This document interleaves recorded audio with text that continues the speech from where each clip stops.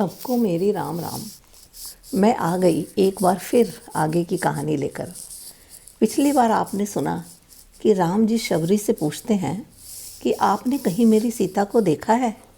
अब आगे शबरी कहती हैं, यहाँ आगे जाकर एक पंपा नामक सरोवर है, आप वहाँ जाइए, वहाँ आपको सुग्रीव मिलेंगे, वह आपकी सहायता करेंगे। राम आगे चलते हैं। पंपा सरोवर के पास ऋषि मुनियों ने अपने आश्रम बना रखे हैं। वहाँ का वातावरण बहुत शुद्ध और शांत है। दोनों भाइयों ने सरोवर में स्नान किया और एक वृक्ष के नीचे बैठ गए।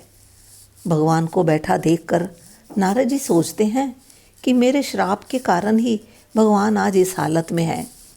अपनी वीणा बजाते हुए वो राम जी के पास आते हैं, उन्हें प्रणाम करते हैं। राम अपने भक्त नारद को गले से लगाते हैं। नारद जी कहते हैं कि मैं आपसे एक बात पूछना चाहता हूँ कि जब आपने मुझे अपनी माया में उलझाया था और मैं विवाह करना चाहता था, तो आपने मुझे विवाह क्यों नहीं करने दिया।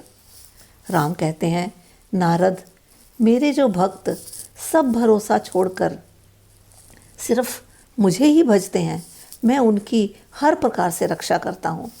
मेरे जो सच्चे भगत मन से मुझे भजते हैं, मैं उन्हें माया में नहीं फंसने देता। और स्त्री, वो तो साक्षात माया की ही मूर्ति है, इसीलिए मैंने तुम्हारा विवाह नहीं होने दिया।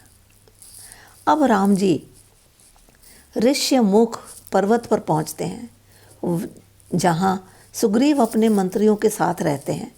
सुग्रीव ने जब राम लक्ष्मण को आते देखा तो भयभीत हो गया। हनुमान जी से कहने लगा, ये दोनों बहुत बलवान दिखते हैं, तुम ब्रह्मचारी वेश बनाकर जाओ और पता लगाओ कि ये दोनों कौन हैं।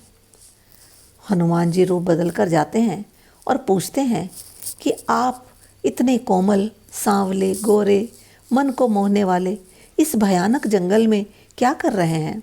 आप कौन हैं? क्या आप ब्रह्मा, विष्णु, महेश तीनों में से कोई देवता हैं जो मनुष्य देह धारण किए हैं, या आप नर नारायण हैं? आप कौन हैं? राम जी कहते हैं कि हम राजा दशरथ के पुत्र हैं, पिता की आज्ञा मानकर वन में आए हैं। आगे की कहानी अगली बार। तब तक राम राम जी।